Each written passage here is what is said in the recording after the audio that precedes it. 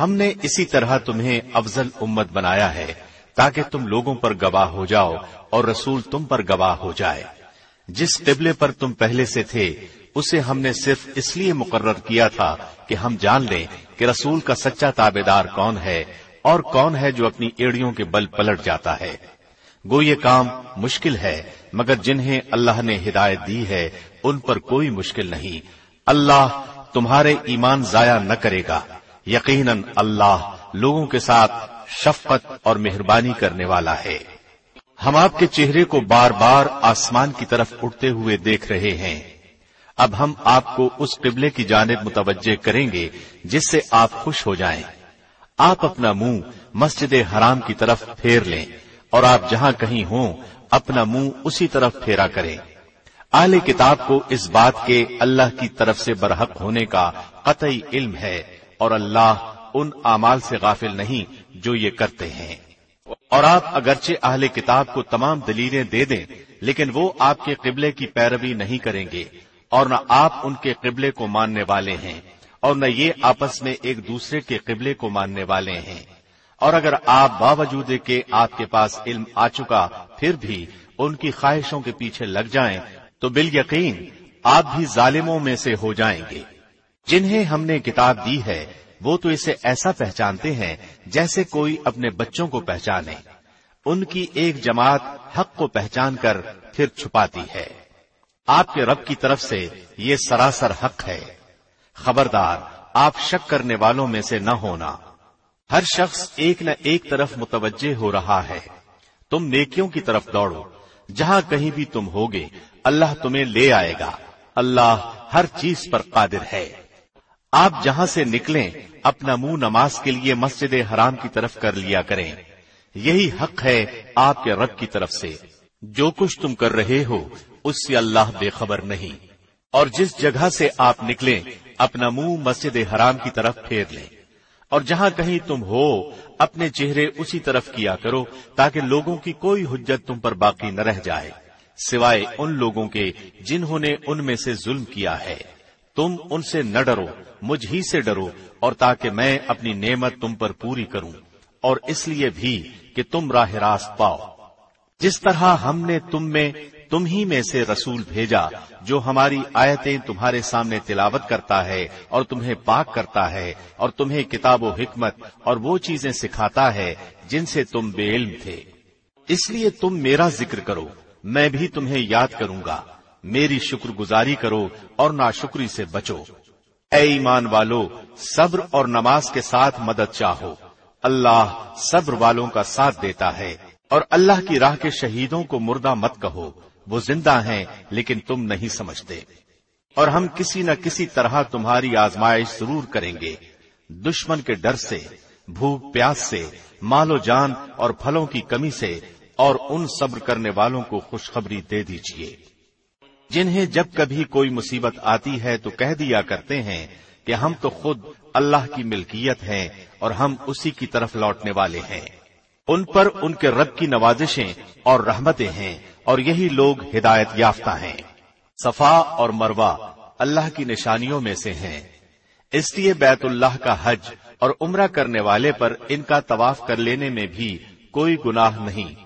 اپنی خوشی سے بھلائی کرنے والوں کا اللہ قدردان ہے اور انہیں خوب جاننے والا ہے۔ جو لوگ ہماری اتاری ہوئی دلیلوں اور ہدایت کو چھپاتے ہیں باوجود کہ ہم اپنی کتاب میں لوگوں کے لیے بیان کر چکے ہیں، ان لوگوں پر اللہ کی اور تمام لعنت کرنے والوں کی لعنت ہے۔ مگر وہ لوگ جو توبہ کر لیں اور اصلاح کر لیں اور بیان کر دیں تو میں ان کی توبہ قبول کر لیتا ہوں، اور میں توبہ قبول کرنے والا اور رحم و کرم کرنے والا ہوں۔ یقیناً جو کفار اپنے کفر ہی میں مر جائیں ان پر اللہ کی، فرشتوں کی اور تمام لوگوں کی لعنت ہے، جس میں یہ ہمیشہ رہیں گے، نہ ان سے عذاب ہلکا کیا جائے گا اور نہ انہیں ڈھیل دی جائے گی۔ تم سب کا معبود ایک ہی معبود ہے، اس کے سوا کوئی معبود برحق نہیں، وہ بہت رحم کرنے والا اور بڑا مہربان ہے۔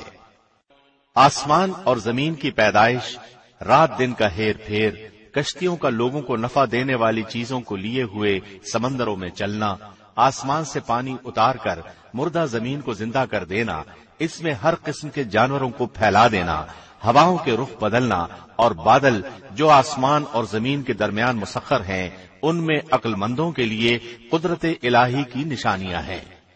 बाज लोग ऐसे भी हैं जो औरों को अल्लाह के शरीक ठहराकर उनसे ऐसी मोहब्बत रखते हैं जैसी मोहब्बत अल्लाह से होनी चाहिए, और ईमान वाले अल्लाह की मोहब्बत में बहुत सख्त होते हैं।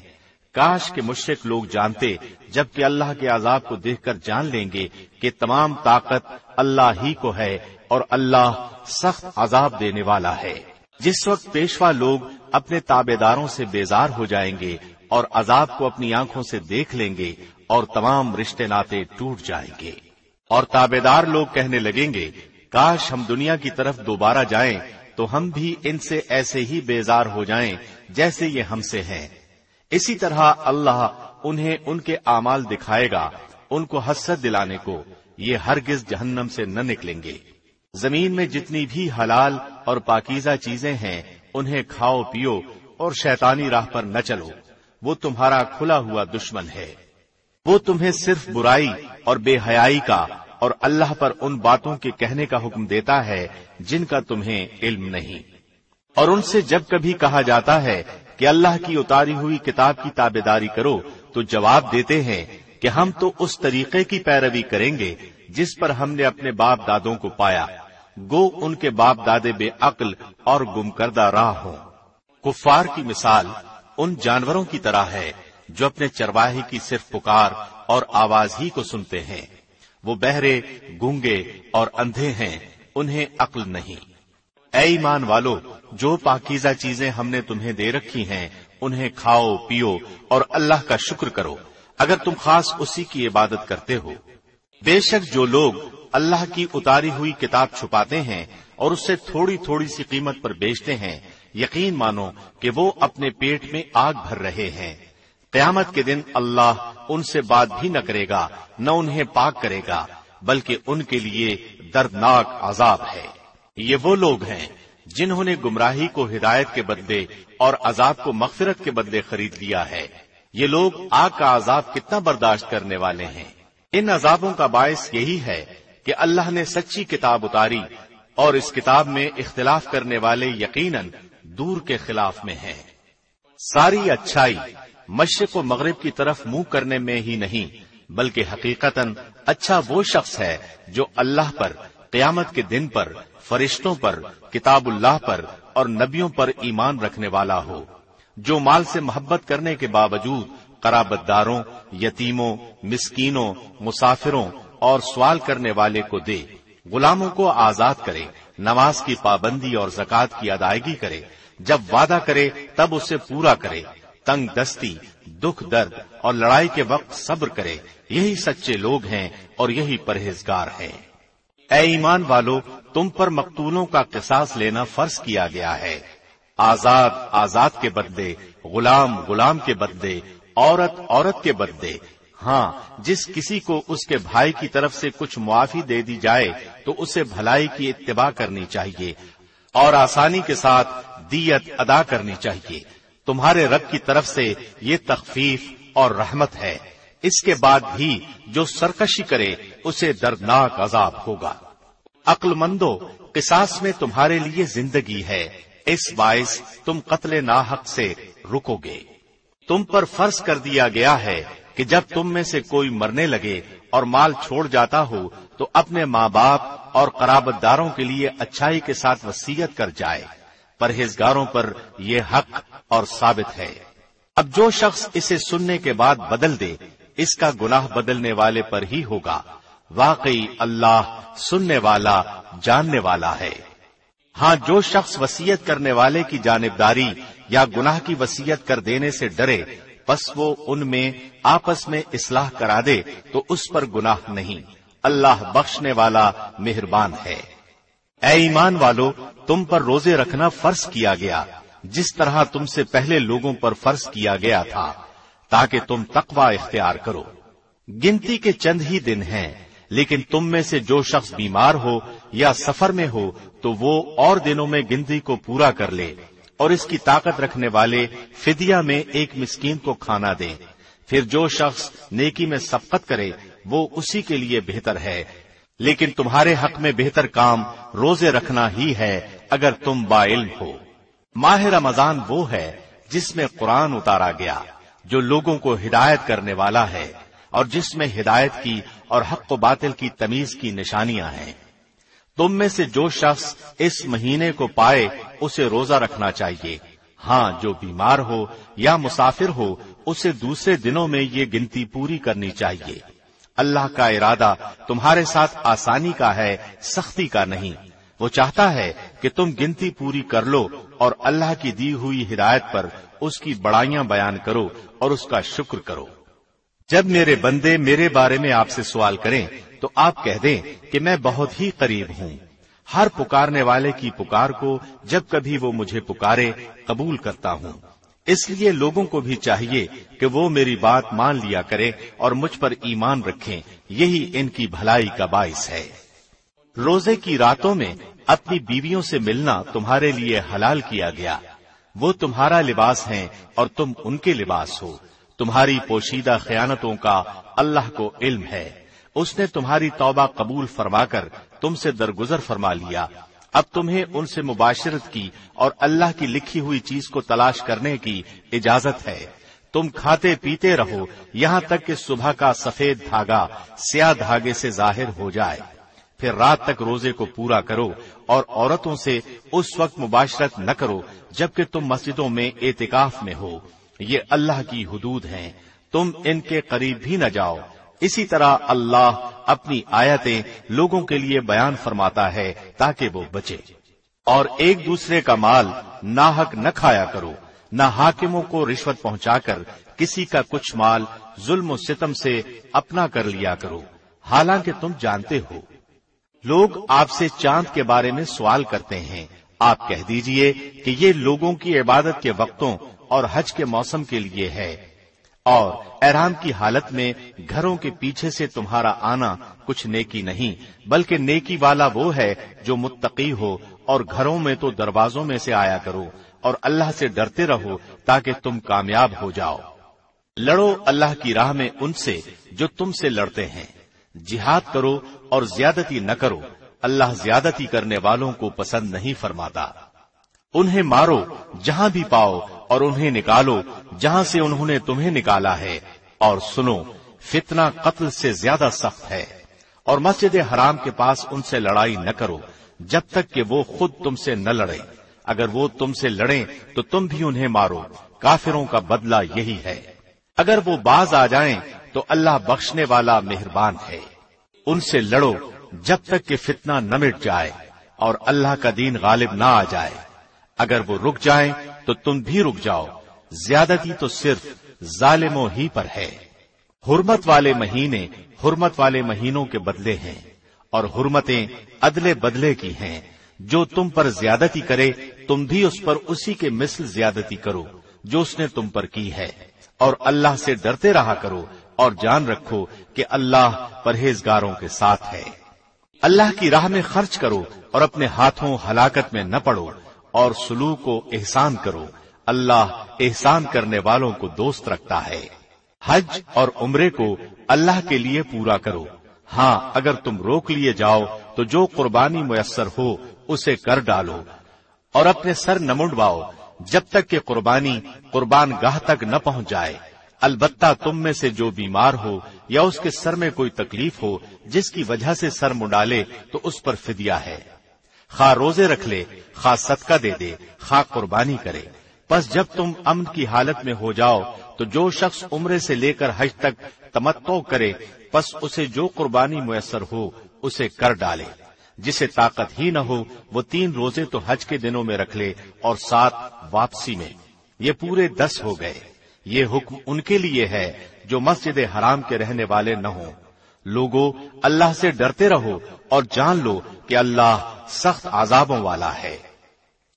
حج کے مہینے مقرر ہیں، اس لیے جو شخص ان میں حج لازم کر لے وہ اپنی بیوی سے میل ملاپ کرنے، گناہ کرنے اور لڑائی جھگڑے کرنے سے بچتا رہے۔ تم جو نیکی کرو گے اس سے اللہ باخبر ہے۔ اور اپنے ساتھ خرچ سفر لے لیا کرو، سب سے بہتر توشہ اللہ کا ڈر ہے، اور اے عقل مندو مجھ سے ڈرتے رہا کرو۔ تم پر اپنے رب کا فضل تلاش کرنے میں کوئی گناہ نہیں۔ جب تم عرفات سے لوٹو تو مشعر حرام کے پاس ذکر الہی کرو اور اس کا ذکر کرو جیسے کہ اس نے تمہیں ہدایت دی، حالانکہ تم اس سے پہلے راہ بھولے ہوئے تھے۔ پھر تم اس جگہ سے لوٹو جس جگہ سے سب لوگ لوٹتے ہیں، اور اللہ سے بخشش طلب کرتے رہو، یقیناً اللہ بخشنے والا مہربان ہے۔ پھر جب تم ارکان حج ادا کر چکو تو اللہ کا ذکر کرو جس طرح تم اپنے باپ دادوں کا ذکر کیا کرتے تھے، بلکہ اس سے بھی زیادہ۔ بعض لوگ وہ بھی ہیں جو کہتے ہیں اے ہمارے رب ہمیں دنیا میں دے، ایسے لوگوں کا آخرت میں کوئی حصہ نہیں۔ اور بعض لوگ وہ بھی ہیں جو کہتے ہیں اے ہمارے رب ہمیں دنیا میں نیکی دے اور آخرت میں بھی بھلائی عطا فرما اور ہمیں عذاب جہنم سے نجات دے۔ یہ وہ لوگ ہیں جن کے لیے ان کے اعمال کا حصہ ہے، اور اللہ جلد حساب لینے والا ہے۔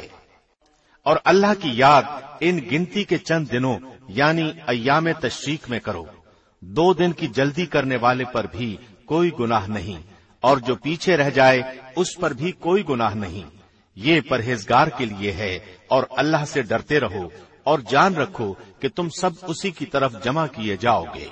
لوگوں کی دنیاوی غرض کی باتیں آپ کو خوش کر دیتی ہیں، اور وہ اپنے دل کی باتوں پر اللہ کو گواہ کرتا ہے، حالانکہ دراصل وہ زبردست جھگڑالو ہے۔ جب وہ پلٹ کر جاتا ہے تو زمین میں فساد پھیلانے کی اور کھیتی اور نسل کی بربادی کی کوشش میں لگا رہتا ہے، اور اللہ فساد کو ناپسند کرتا ہے۔ جب اس سے کہا جائے کہ اللہ سے ڈر تو تکبر اور تعصب اسے گناہ پر آمادہ کر دیتا ہے۔ ایسے کے لیے بس جہنم ہی ہے، اور یقیناً وہ بدترین جگہ ہے۔ اور بعض لوگ وہ بھی ہیں کہ اللہ کی رضامندی کی طلب میں اپنی جان تک بیچ ڈالتے ہیں، اور اللہ اپنے بندوں پر بڑی شفقت کرنے والا ہے۔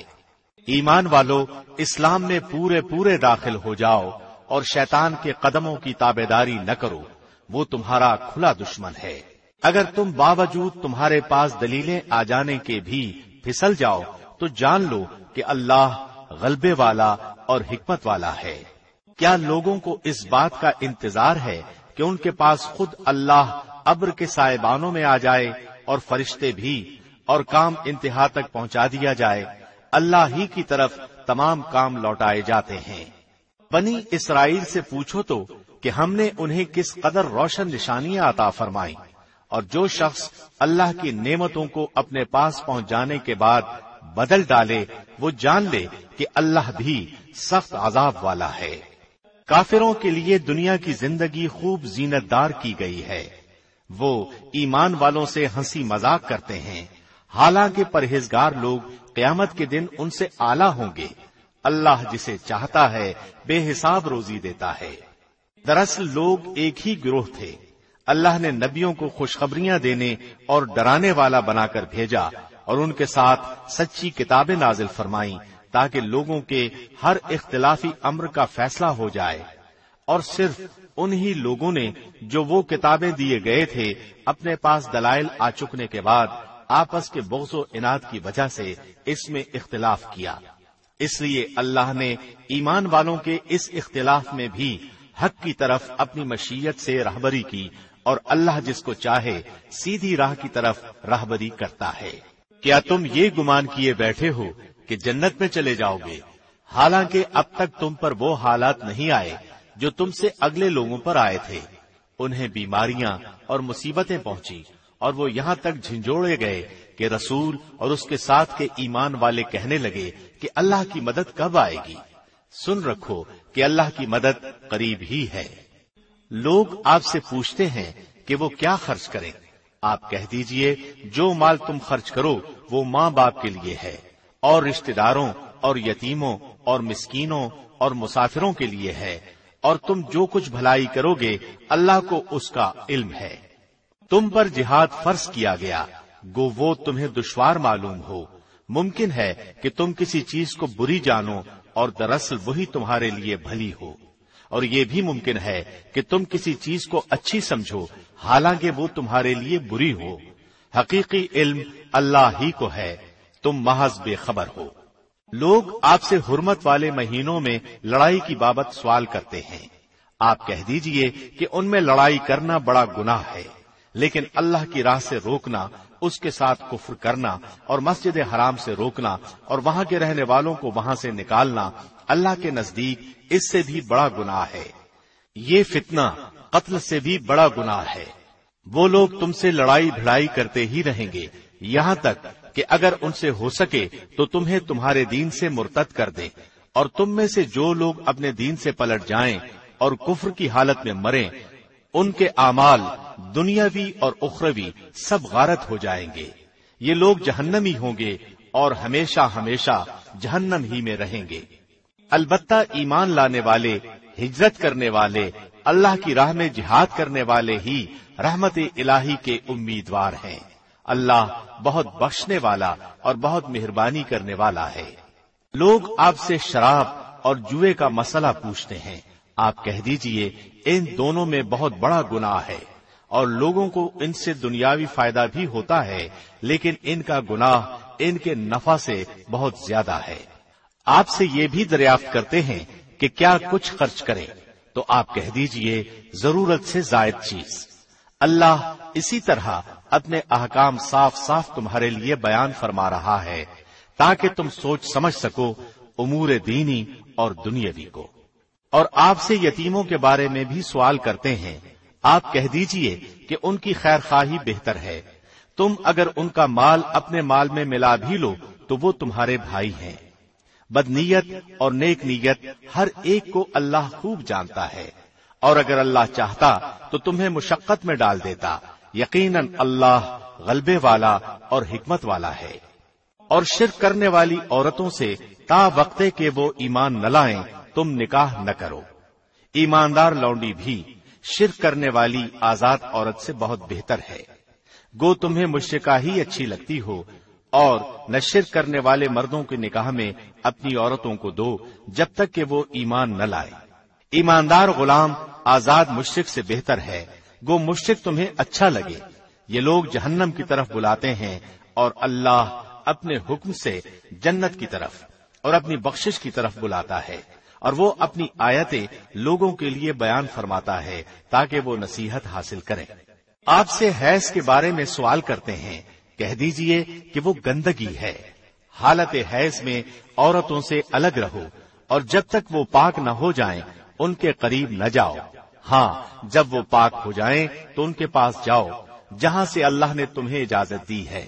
अल्लाह तौबा करने वालों को और पाक रहने वालों को पसंद फरमाता है। तुम्हारी बीवियां तुम्हारी खेतियां हैं। अपनी खेतियों में जिस तरह चाहो आओ, और अपने लिए नेक आमाल आगे भेजो, और अल्लाह से डरते रहा करो, और जान रखो कि तुम उससे मिलने वाले हो। और ईमान वालों को खुशखबरी सुना दीजिए। और अल्लाह को अपनी कस्मों का इस तरह निशाना न बनाओ कि भलाई और परहेजगारी और लोगों के दरमियान की इस्लाह को छोड़ बैठो, और अल्लाह सुनने वाला, जानने वाला है। अल्लाह तुम्हें तुम्हारी उन कस्मों पर न पकड़ेगा जो पुख्ता न हो। हाँ, उसकी पकड़ उस चीज पर है जो तुम्हारे दिलों का फेल हो। अल्लाह बख्शने वाला और बुर्दबार है। जो लोग अपनी बीवियों से ताल्लुक न रखने की कस्में खाएं, उनके लिए 4 महीने की मुद्दत है। फिर अगर वो लौट आएं तो अल्लाह भी बख्शने वाला मेहरबान है। और अगर तलाक ही का इरादा कर लें तो अल्लाह सुनने वाला, जानने वाला है। तलाक वाली औरतें अपने आप को 3 हैज तक रोके रखें। उन्हें हलाल नहीं कि अल्लाह ने उनके रहम में जो पैदा किया हो उसे छुपाएं। अगर उन्हें अल्लाह पर और क़यामत के दिन पर ईमान हो, उनके खामन इस मुद्दत में उन्हें लौटा लेने के पूरे हकदार हैं, अगर उनका इरादा इस्लाह का हो।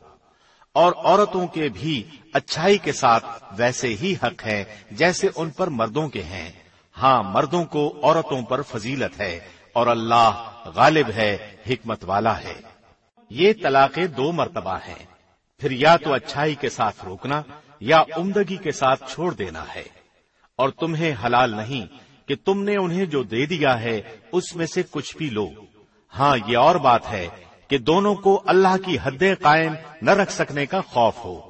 اس لیے اگر تمہیں ڈر ہو کہ یہ دونوں اللہ کی حدیں قائم نہ رکھ سکیں گے تو عورت رہائی پانے کے لیے کچھ دے ڈالے، اس میں دونوں پر گناہ نہیں، یہ اللہ کی حدود ہیں، خبردار ان سے آگے نہ بڑھنا، اور جو لوگ اللہ کی حدوں سے تجاوز کر جائیں وہ ظالم ہیں۔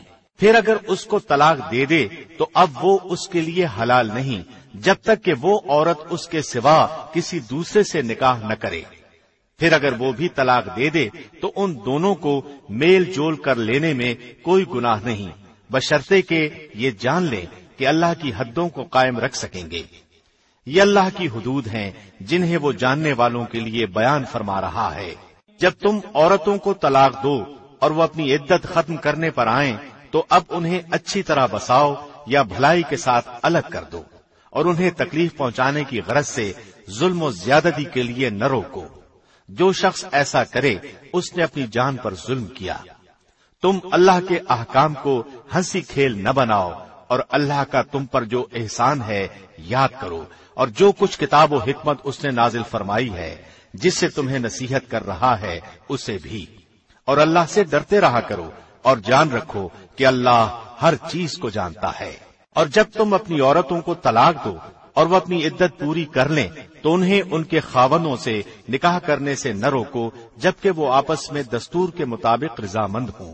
یہ نصیحت انہیں کی جاتی ہے جنہیں تم میں سے اللہ پر اور قیامت کے دن پر یقین و ایمان ہو۔ اس میں تمہاری بہترین صفائی اور پاکیزگی ہے، اللہ جانتا ہے اور تم نہیں جانتے۔ مائیں اپنی اولادوں کو 2 سال کامل دودھ پلائیں، جن کا ارادہ دودھ پلانے کی مدت بالکل پوری کرنے کا ہو، اور جن کے بچے ہیں ان کے ذمے ان کا روٹی کپڑا ہے جو دستور کے مطابق ہو۔ ہر شخص اتنی ہی تکلیف دیا جاتا ہے جتنی اس کی طاقت ہو۔ ماں کو اس کے بچے کی وجہ سے یا باپ کو اس کی اولاد کی وجہ سے کوئی ضرر نہ پہنچایا جائے۔ وارث پر بھی اسی جیسی ذمہ داری ہے۔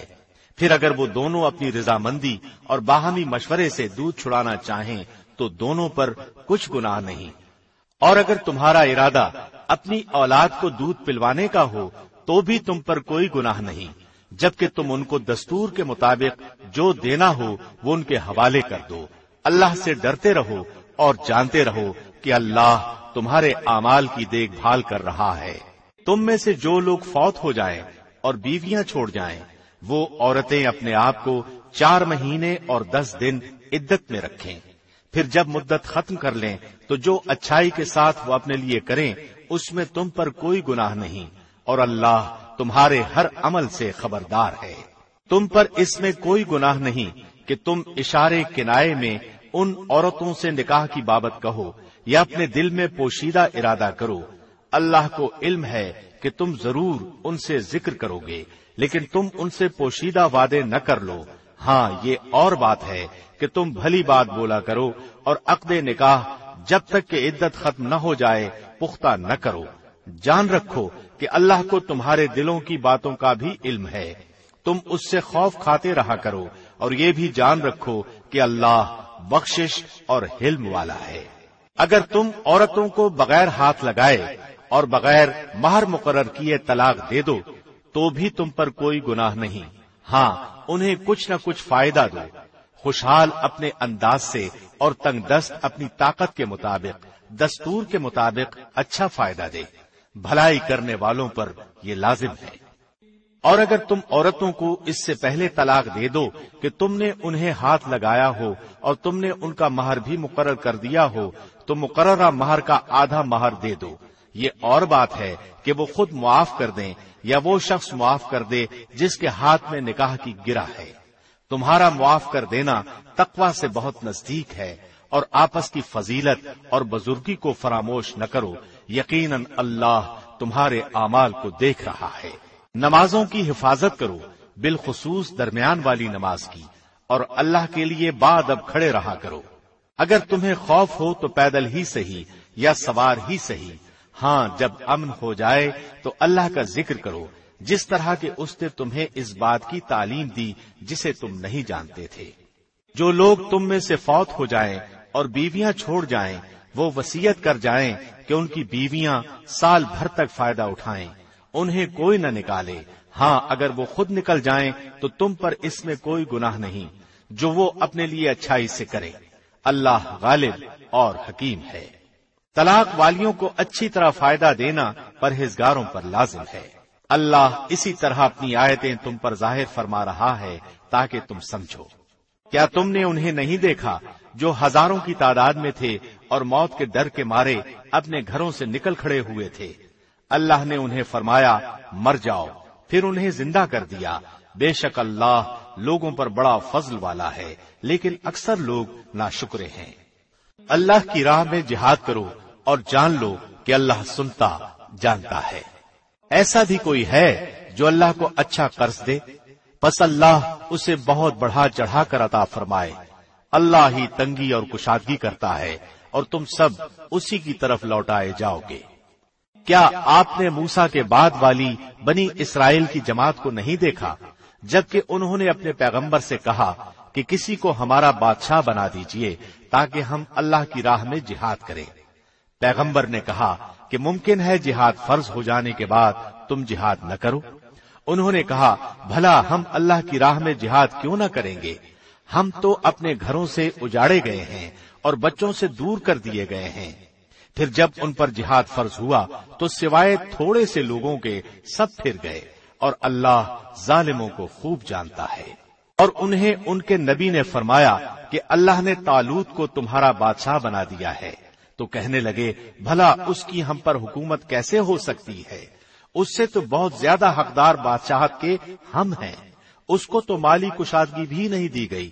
نبی نے فرمایا سنو، اللہ نے اسی کو تم پر برگزیدہ کیا ہے اور اسے علمی اور جسمانی برتری بھی عطا فرمائی ہے۔ بات یہ ہے کہ اللہ جسے چاہے اپنا ملک دے، اللہ کشادگی والا اور علم والا ہے۔ ان کے نبی نے انہیں پھر کہا کہ اس کی بادشاہت کی ظاہری نشانی یہ ہے کہ تمہارے پاس وہ صندوق آ جائے گا جس میں تمہارے رب کی طرف سے دل جمعی ہے، اور آل موسیٰ اور آل ہارون کا بقیہ ترکہ ہے۔ فرشتے اسے اٹھا کر لائیں گے۔ یقیناً یہ تو تمہارے لیے کھلی دلیل ہے اگر تم ایماندار ہو۔